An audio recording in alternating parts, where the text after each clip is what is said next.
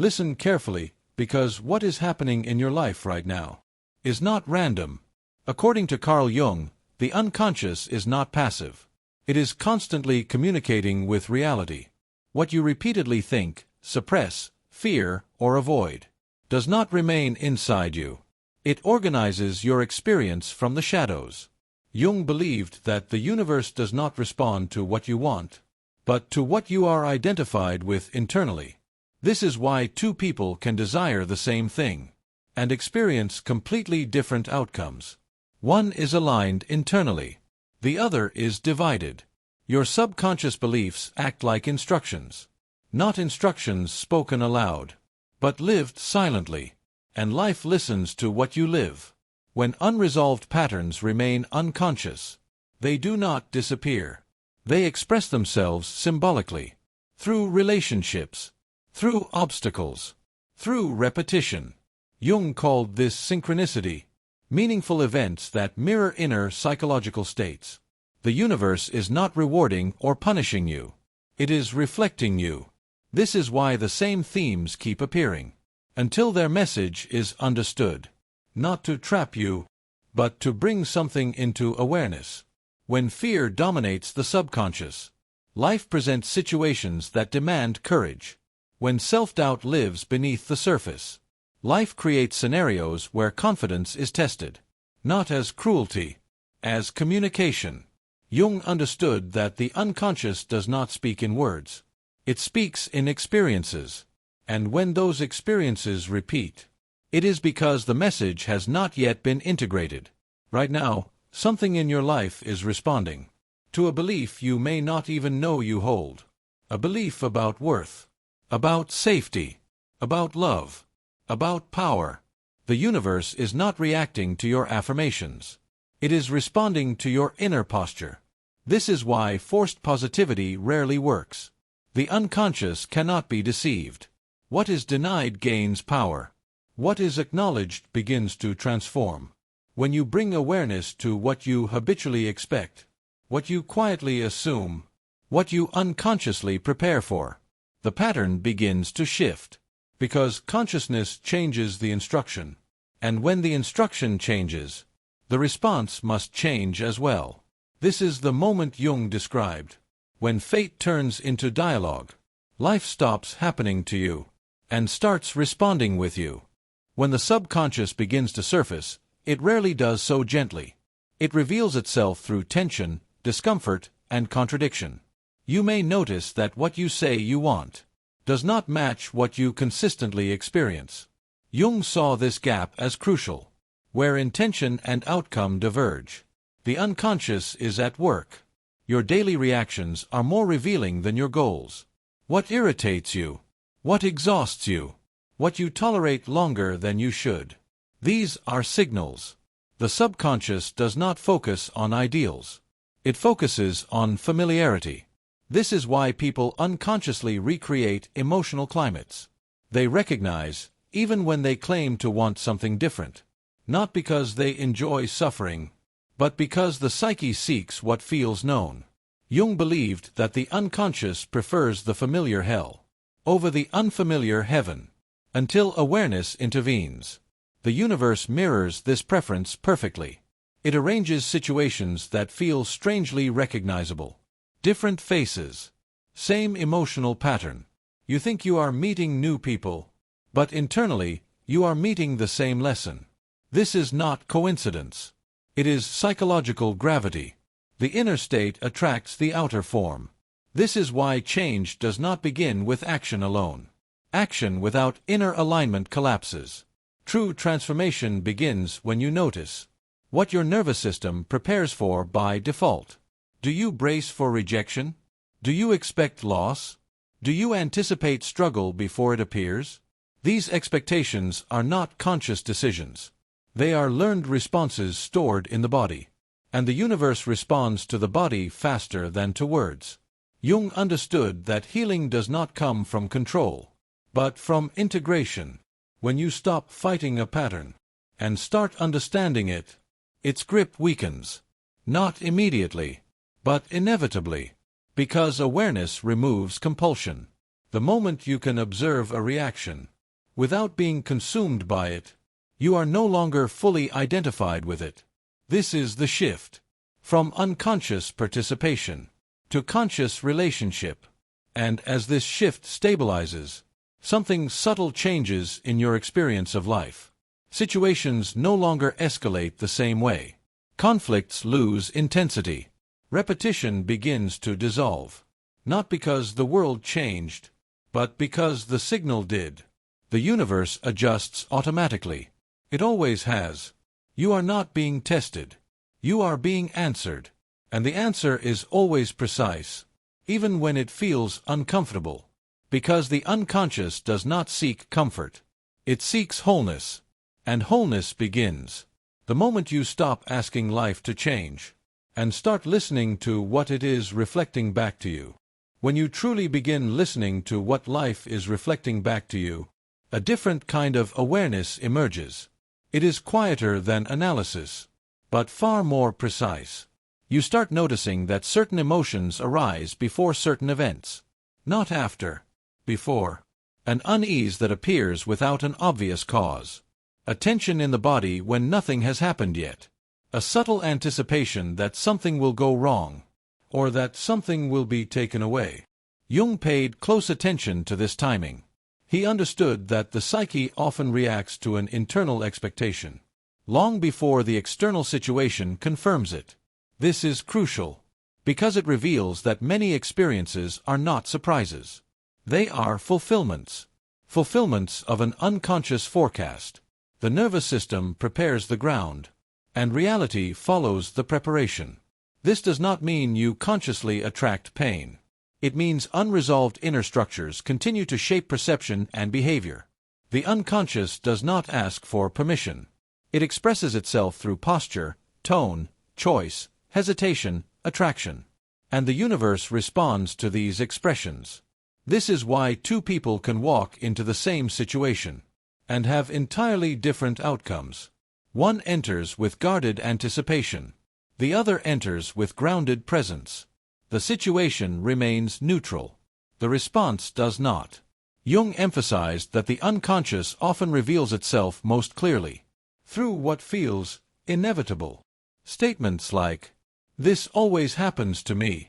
I already knew this would fail. People always leave.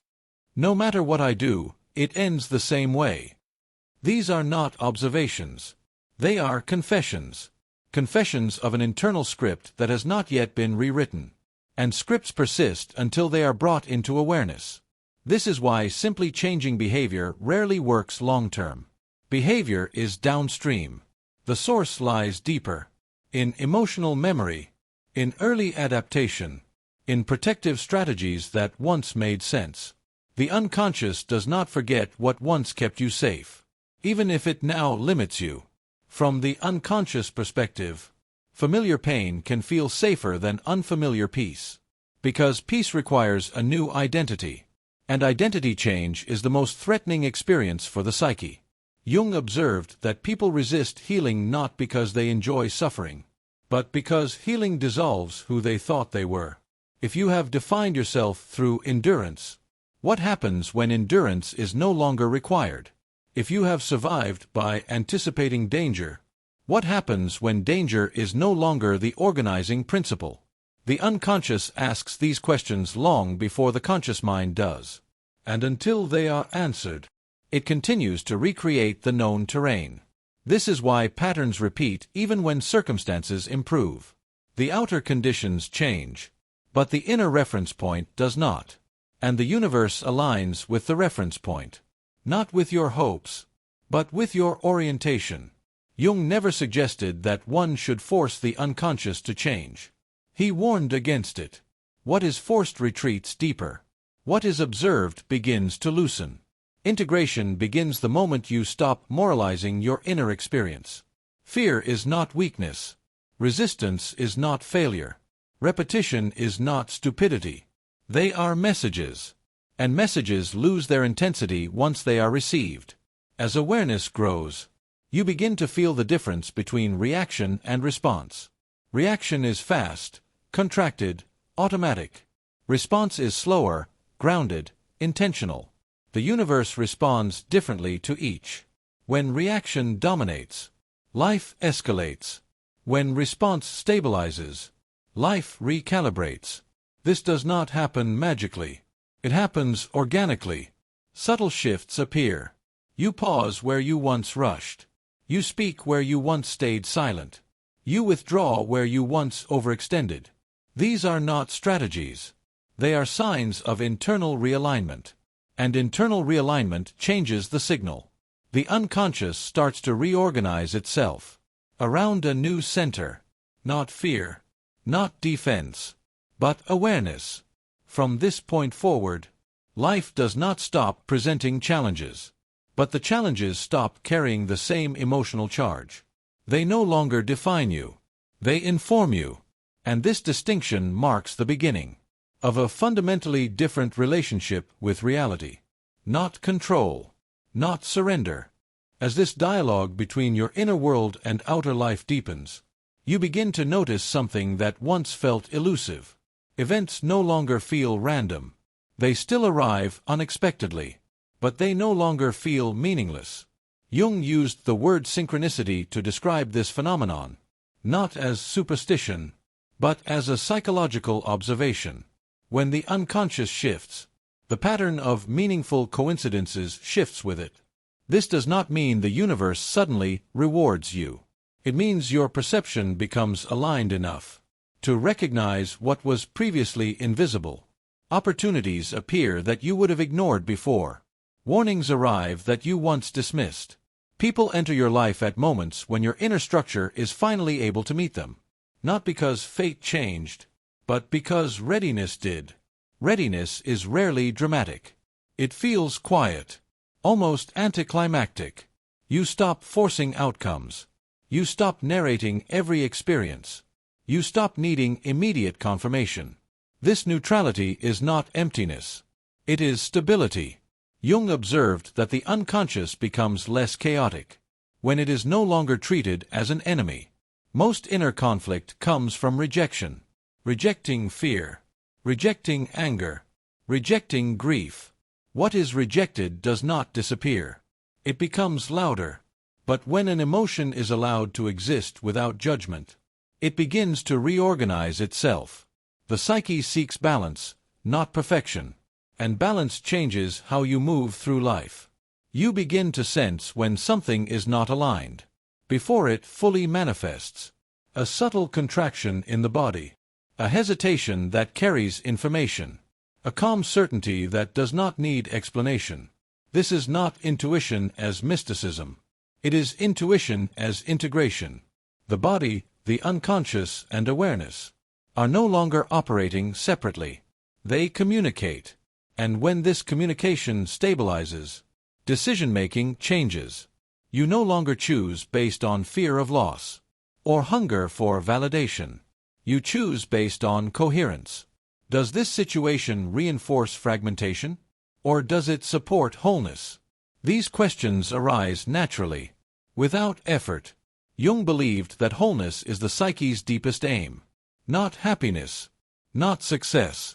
Wholeness. And wholeness includes contradiction.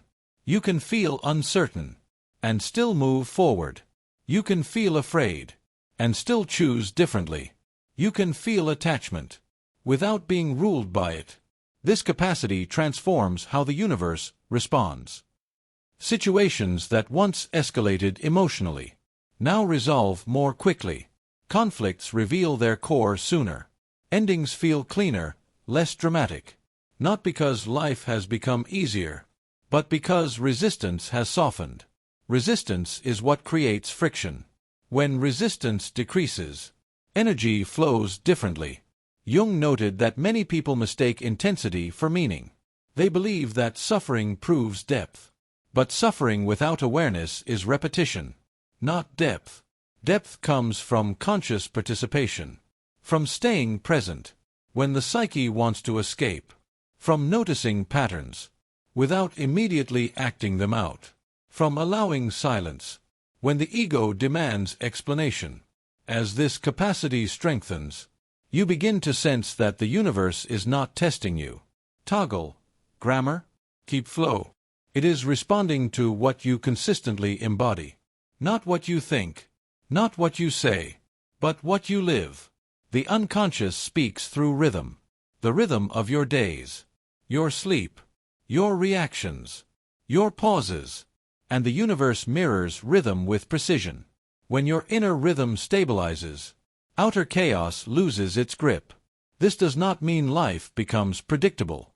It becomes intelligible. You may not always like what appears, but you understand why it appears. And understanding changes everything. Because once a pattern is understood, it no longer needs to repeat. The psyche releases what has been learned. From this place, growth no longer feels like pressure. It feels like movement, quiet, steady, irreversible. And this movement carries you forward, without force, without urgency, without the old sense of being chased by life. Here, the unconscious is no longer pulling you from behind. It is walking with you. As the unconscious begins to walk with you rather than against you, time itself starts to feel different. Moments no longer rush past you in the same way. You notice space between impulse and action. A pause where choice becomes possible. Jung understood this pause as a sign of growing consciousness. Where there is no pause, there is compulsion. And compulsion is always unconscious. In the past, you may have reacted automatically, saying yes when your body said no, holding on when something was already over, pushing forward when rest was needed. These reactions were not flaws. They were adaptations. At some point, they kept you functional.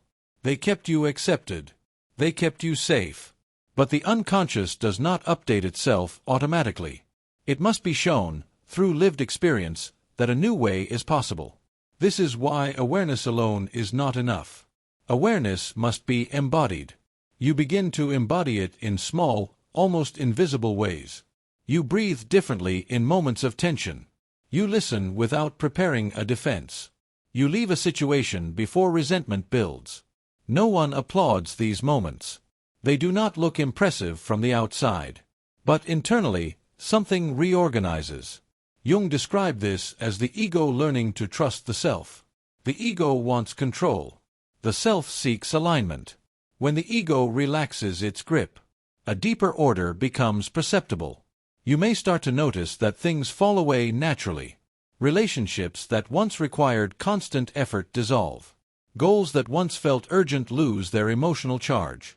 This is not loss. It is clarification. What no longer matches your inner configuration cannot remain without friction. And friction always signals misalignment.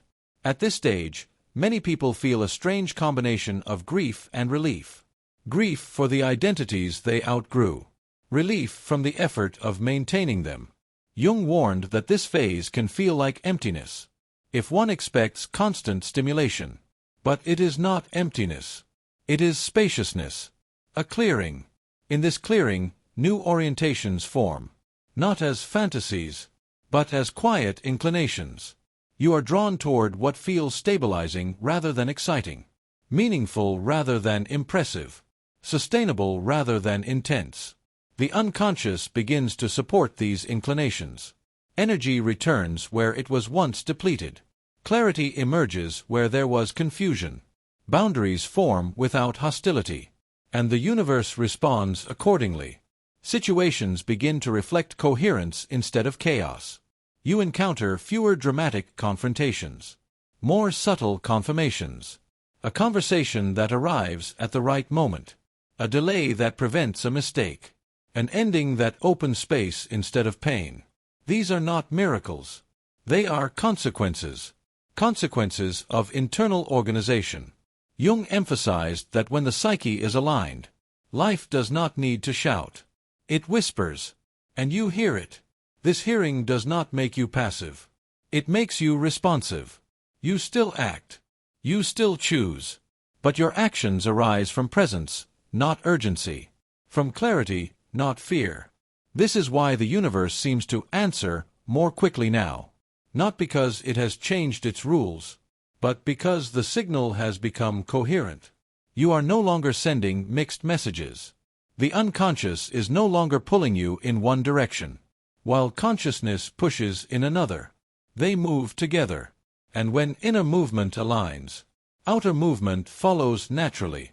This alignment does not guarantee comfort, but it guarantees integrity. And integrity creates a sense of quiet confidence that does not depend on outcome.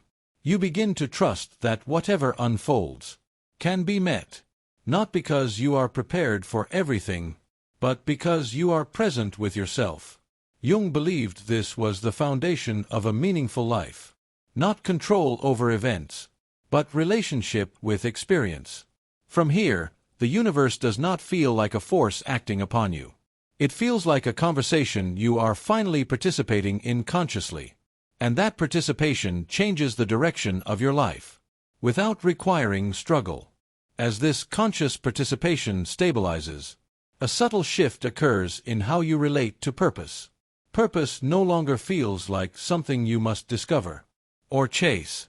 It stops appearing as a distant destination, and begins to feel like a direction already moving through you. Jung understood purpose not as a goal, but as an inner necessity seeking expression. When the unconscious is fragmented, purpose feels confusing or overwhelming. There are too many options, too many pressures, too many voices.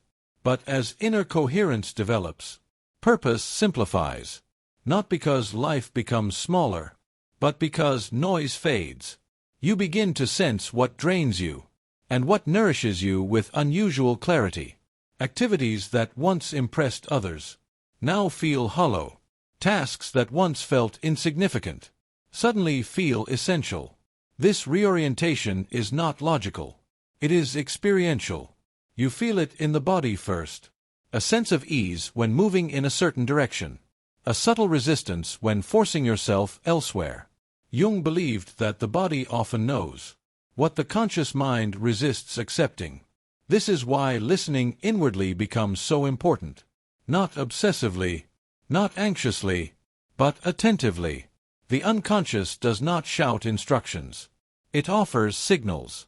And signals require patience to interpret. As you follow these signals, life begins to arrange itself differently. Not dramatically. Gradually.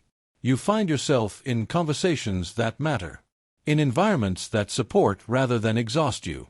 In rhythms that feel sustainable. This does not happen because you planned it perfectly. It happens because your inner orientation has shifted. The universe responds to orientation more than intention. Intention can be temporary. Orientation is persistent. When orientation changes, long-term direction emerges without force. You stop asking, "What should I do with my life?" and start noticing, "What am I consistently drawn toward when I am not afraid?" This question bypasses ambition and goes straight to authenticity. Jung warned that many people live according to borrowed purposes. Purposes inherited from family, culture, or unresolved expectations. These purposes can motivate, but they cannot sustain. Eventually, the psyche rebels. Fatigue appears. Restlessness grows. Meaning erodes. But when purpose arises from integration, it carries vitality. Even difficult paths feel alive. Not easy. Alive. And aliveness is the psyche's signal that you are moving in alignment. From this place, decisions feel less heavy. You may still hesitate, but hesitation is no longer paralysis. It becomes consideration. You weigh options without panic. You choose without excessive justification. And when mistakes happen, they do not collapse your identity. They inform it. Jung believed that error is essential to individuation. Without error, there is no differentiation. Perfection is static. Growth is dynamic. As this understanding deepens, your relationship with uncertainty transforms. Uncertainty no longer feels like a threat to your stability. It feels like part of the movement. You stop demanding guarantees from life. And in return, life stops demanding defenses from you.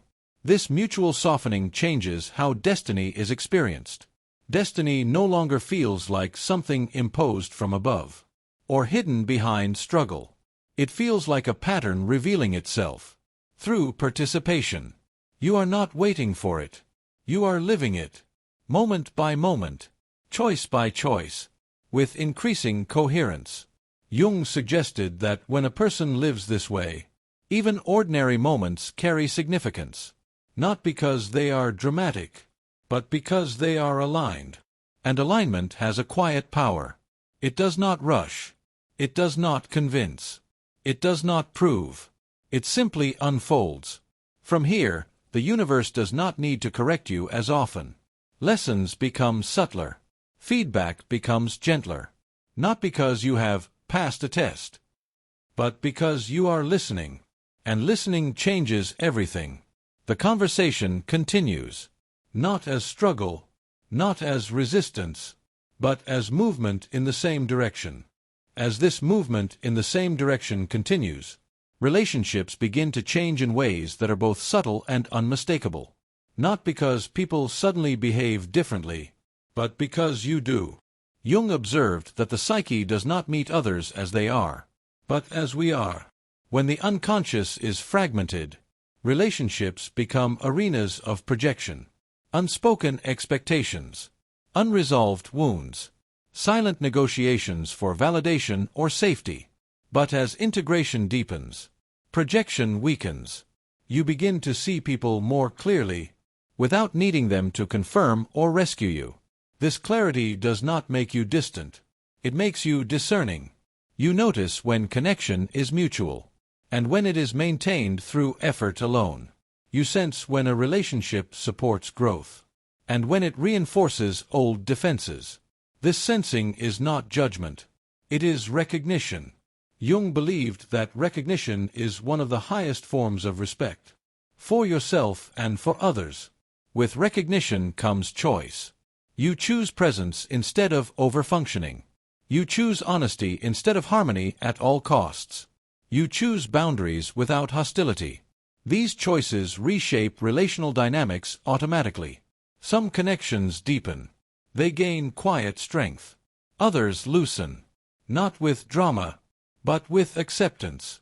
This can feel disorienting at first. The ego may interpret it as loss, but the psyche experiences it as relief. Energy once spent on maintaining imbalance becomes available for creativity. Creativity, for Jung, was not limited to art. It was the psyche's way of renewing itself. As inner alignment strengthens, creative impulses return, not as pressure to produce, but as a desire to express. You may feel drawn to write, to build, to teach, to create systems, to offer insight. These impulses do not come from ambition. They come from coherence.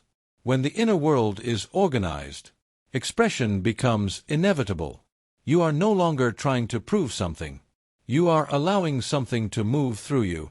This is why creative flow feels effortless. Even when the work is demanding, the work does not drain you. It grounds you. Jung believed that this kind of creativity was one of the clearest signs of individuation in motion. Not productivity for its own sake, but meaningful contribution. Contribution without self-betrayal. As this unfolds, your sense of destiny continues to shift. Destiny no longer feels like a fixed endpoint. It feels like a pattern of alignment over time. A series of moments where inner truth and outer action meet. Missed alignments no longer feel catastrophic. They feel instructive.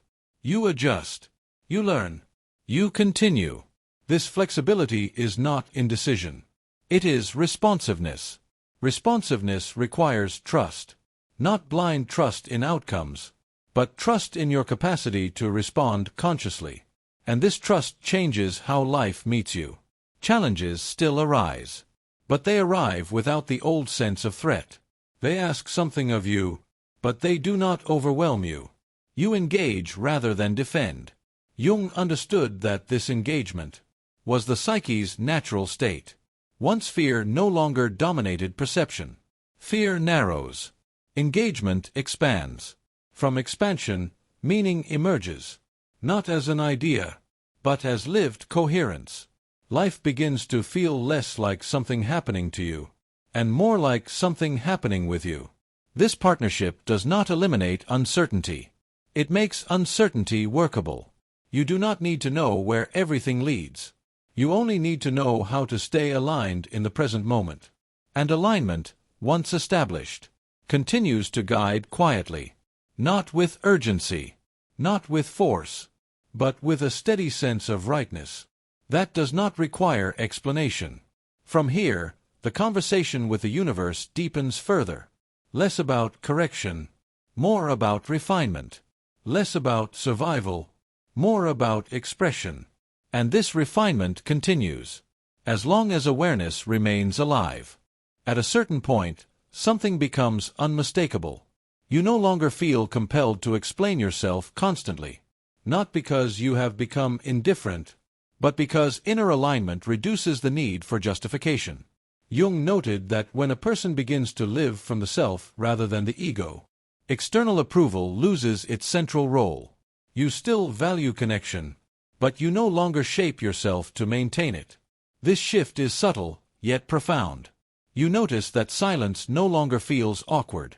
Pauses in conversation carry weight rather than anxiety. You allow moments to unfold without rushing to fill them. This changes the emotional climate around you. People sense when someone is not seeking something from them. Interactions become cleaner. Expectations surface faster. Misalignments reveal themselves without prolonged confusion. Not because others have changed, but because your inner signal is no longer mixed. Jung believed that confusion in relationships often arises when the unconscious is negotiating something the conscious mind denies. As that inner conflict resolves, communication simplifies. You speak with less embellishment. You listen without anticipating outcome. You respond instead of performing. This authenticity has a grounding effect. Some people feel drawn to it. Others feel uncomfortable. Both reactions are informative. You begin to see clearly who resonates with presence, and who requires unconscious agreement to feel safe. This clarity extends beyond relationships. Your work, your environment, even your daily routines begin to reorganize. You become sensitive to what fragments your attention. Noise becomes noticeable. Overstimulation feels intrusive. Constant urgency reveals itself as unnecessary. This is not withdrawal from life. It is refinement. Jung described refinement as the psyche shedding what no longer serves individuation. What remains is not minimalism, but coherence. Your energy is no longer scattered across conflicting demands. It gathers, and gathered energy creates momentum. Not frantic movement, but sustained direction. You may notice that certain opportunities no longer attract you, even if they once did. They feel misaligned. Others appear modest on the surface, but carry a quiet sense of rightness.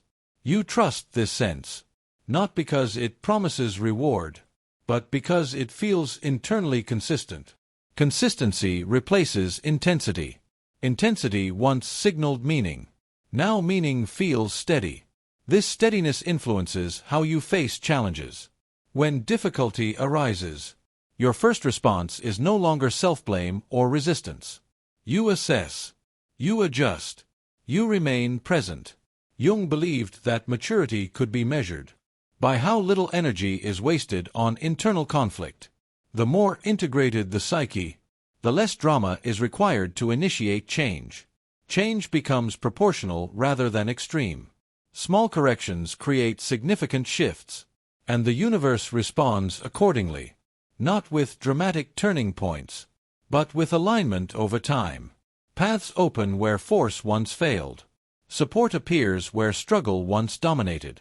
This does not mean life becomes gentle. It means life becomes precise. What enters your experience now corresponds more directly to who you are becoming, not who you were trying to be. And this correspondence creates a sense of quiet confidence.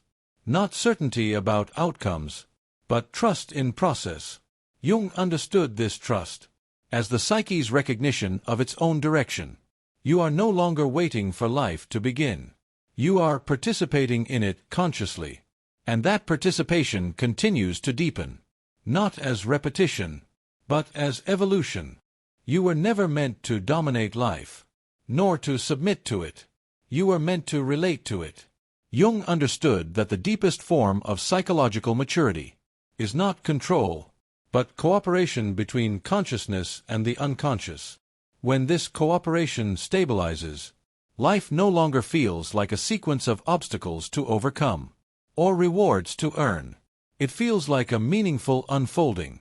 You stop asking why certain things happen to you, and begin asking what they revealed in you. This shift changes the emotional tone of memory itself. Past pain loses its sharpness, not because it is forgotten, but because it has been integrated. What once felt like punishment is recognized as preparation. What once felt like delay is understood as timing. Nothing is wasted when it is made conscious. Jung believed that the unconscious does not seek to harm us. It seeks to complete us. And the universe, as the mirror of that unconscious movement, responds with exactness, not kindness or cruelty, accuracy. Once you begin to live in alignment with this accuracy, resistance softens. You no longer need life to be different. In order to feel whole, you meet it as it is, and from that meeting, direction emerges. This is why the universe seems to answer more clearly now. It is not because you finally asked the right question, but because you learned how to listen. Listening transforms experience into guidance. Guidance transforms movement into meaning. And meaning creates a sense of inner stability that does not depend on certainty. You trust the unfolding because you trust your relationship with it. This trust does not make you passive. It makes you precise. You act when action is aligned. You wait when waiting is required. You release when holding on would fragment you. This discernment is the true immunity against confusion, fear, and negativity. Not avoidance. Integration. Carl Jung believed that when a person reaches this state, life no longer needs to isolate, pressure, or correct them so forcefully. The lessons become quieter. The path becomes clearer. Not because the journey ends, but because it is finally being walked consciously. If this reflection resonated with you, if you felt something inside you recognize these words, I invite you to subscribe to this channel. Here we explore Jung's psychology, the unconscious, and the deeper patterns shaping destiny, meaning, and inner transformation. Subscribe, and continue this journey of awareness, integration, and conscious participation in the unfolding of your life.